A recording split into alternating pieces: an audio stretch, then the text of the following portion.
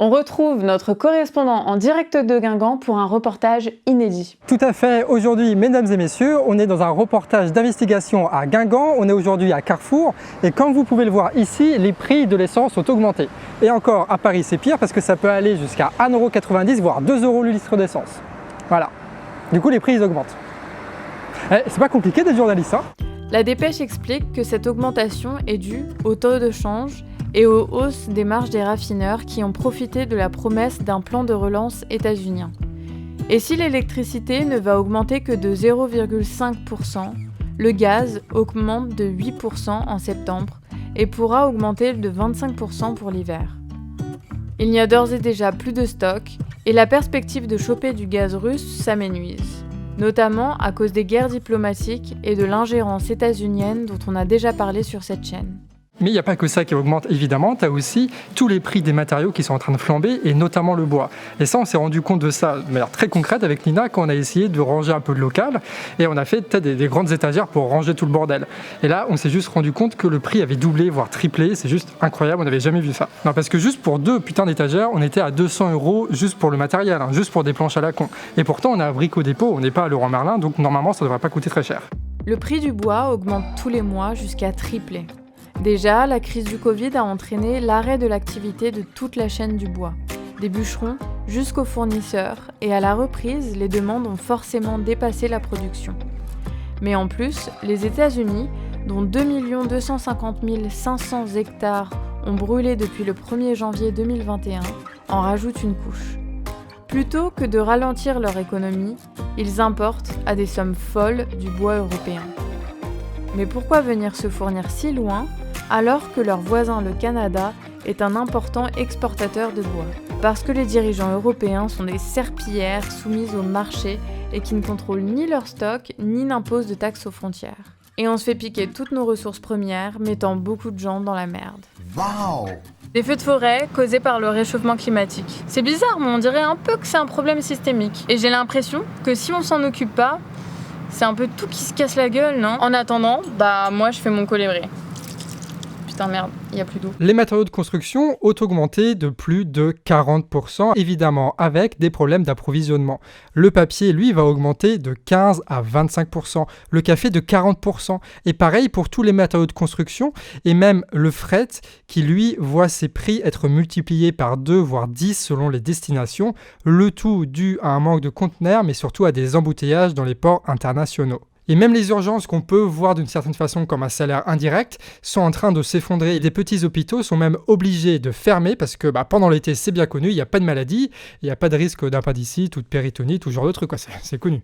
Et à Guingamp, tu as même un autre phénomène, c'est que, en gros, tu as plein de riches citadins, les Parisiens pour pas les nommer, qui achètent beaucoup d'appartements ou qui louent des maisons dans le coin, ce qui fait que ça fait monter énormément les prix, tu as beaucoup de demandes pour très peu d'offres, et du coup, les logements qui étaient avant accessibles pour les Guingampais ne le sont plus du tout. Mais le problème, c'est que quand c'est avec une résidence secondaire, c'est qu'ils vont pas souvent en fait dans cette résidence secondaire-là. Donc, tu as plein d'appartements qui sont loués, qui sont achetés, mais qui sont vides en réalité. Et ce qui fait que, dans le même temps, tous les commerces qu'il y a aux alentours, eux aussi, ils ferment. Parce qu'évidemment, tu n'as plus vraiment de gens qui vivent à Guingamp. Et du coup, on est relégué de la périphérie de Guingamp à 30 minutes de là pour aller au boulot à chaque fois. Du coup, tu es obligé de prendre la voiture, mais l'essence augmente et du coup, on se fait avoir. Dans tous les sens, les pauvres se font avoir. Et là, on parle de nos vies intimes, on parle du fait qu'on n'arrive pas à trouver des appartements ou que les loyers sont beaucoup trop chers. Et du coup, on fait plein de concessions sur énormément de choses. Enfin, c'est pas un détail, c'est pas juste un concept politique, c'est ce qu'on ressent dans nos chairs. Et tu as même les jouets qui ont augmenté. Et pour Noël, ça va être assez dur pour pas mal de personnes, et évidemment pour les familles les plus pauvres, qui vont pas pouvoir en fait offrir des jouets à leurs gamins, et qui vont pas pouvoir avoir accès à ce petit moment de convivialité qui permet de structurer des familles en vrai. Et ça, au-delà du consumérisme de blabla, les jouets, la Chine, les trucs, c'est que là, tout de suite, le truc qui est accessible pour énormément de gens, c'est offrir des cadeaux aux gamins. Encore une fois, la hausse des prix, c'est une violence qui est faite aux pauvres. Bref, donc il y a tout qui augmente, sauf une chose évidemment, les salaires. Et la pauvreté, elle, due au système libéral, n'arrête pas d'augmenter. Près de 60% des plus pauvres ont vu leurs revenus diminuer. Un Français sur 5 déclare sauter des repas pour des raisons financières. Et il y a même France Inter qui finit avec un truc un peu angoissant. C'est que parmi les Français qui vivent sous le seuil de pauvreté, tu en as 62% qui se privent de repas juste pour permettre à leurs enfants de manger. 54% qui se privent de soins médicaux, 86% de loisirs et 85% de vêtements. Concrètement donc, ce sont des gens qui s'endettent pour payer payer un loyer indécent, qui comptent toutes leurs dépenses au centime près, ou qui font jusqu'à 30 km de marche par jour pour le taf, histoire de pas payer le bus. Et la réponse du gouvernement est genre parfaite. La bonne idée du gouvernement, c'est évidemment de relancer la réforme chômage, qui va mettre près de 2 millions de personnes dans la merde, sans qu'ils puissent jamais trouver un emploi, vu que le nombre de chômeurs est un tout petit peu plus grand que le nombre d'emplois vacants, quoi. On parle d'un coefficient de 10 quand même, donc bon, ça va être compliqué. Mais aussi, une autre idée, c'est de repousser l'âge de la retraite, histoire de faire en sorte qu'il y ait encore plus de personnes sur le marché de l'emploi, histoire que les jeunes ne trouvent jamais rien, et les vieux non plus. Ou encore mieux, de précariser un maximum les retraités avec une règle d'or qui va mécaniquement appauvrir la population.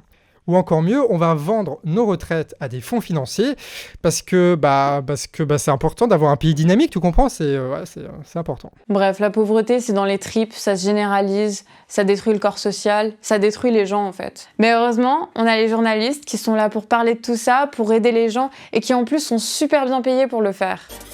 L'hypothèse d'une candidature Zemmour pour les présidentielles 2022 est sur toutes les lèvres. Celui qui laisse planer le doute sur une éventuelle candidature est en tout cas crédité de 8% dans le dernier sondage Ela pour BFM TV. Au premier tour, il recueillerait 10% des suffrages exprimés, selon un récent sondage. 13% des Français voteraient pour lui au premier tour de la présidentielle. Je crois qu'une énorme majorité de Français, un bloc de 70% de Français, pensent comme moi. Et derrière, pan, futur président de la République. C'est dingue ça, non ? À chaque fois que la pauvreté augmente, les milliardaires, eux, ils choisissent de parler de quoi ? De l'identité française, de l'islam, de la sécurité. Ah là là, je sens que les présidentielles, ça va être merveilleux. C'est là où tu vois qu'il y a une déconnexion réelle entre le monde médiatique un peu bourgeois, comme on dit ici, et le pays. En fait, tu as une énorme crise sociale qui se passe, et le petit monde de l'entre-soi parisien organise la riposte en utilisant leur monopole médiatique pour diviser le pays sur de la merde, plutôt que d'assumer leurs conneries, leurs bêtises, leur cynisme, leur violence, bref, leurs responsabilités. Mais les responsabilités, ça, on s'en fout. Mais pourtant, c'est leur responsabilité. La pauvreté, elle tombe pas du ciel, Elle est organisée par les mêmes qui font campagne pour Zemmour depuis 6 mois. Parce qu'on n'est pas con quand même, et on fait quand même le lien entre l'augmentation historique des très hauts revenus et celle de la pauvreté. Ça marche pour les milliardaires, ça marche pour les 500 plus grandes fortunes de France, mais ça marche aussi pour les 1% les plus riches qui détiennent aujourd'hui plus de la moitié du patrimoine du pays. Même la santé sert les intérêts des puissants. Big Pharma en première ligne, qui après s'être accaparé les moyens de production pharmaceutique, s'en servent pour exercer un chantage immonde au monde entier. Libération précise par exemple que la France a payé près de 5 milliards en trop après une augmentation des prix des vaccins. 5 milliards d'euros. T'imagines ce qu'on peut faire avec ça ? 5 putains de milliards rien qu'en France. On peut en faire des trucs avec 5 milliards de plus utiles pour tout le monde. Donc on ne vit pas juste une augmentation des prix, on vit un racket qui s'exprime politiquement par ceux-là qui manient si bien la langue de bois. Et du coup, il n'y a pas de redistribution des richesses. Voilà, le gouvernement ne prend pas aux riches pour donner aux pauvres. Et ça, même dans un temps de crise, il préfère garder les profits pour ses copains. Après, c'est pas très étonnant venant d'eux, Je veux dire, c'est un peu toujours la même chose d'ailleurs. Et donc tout ça, on va le répéter encore au présidentiel ? Bah ouais.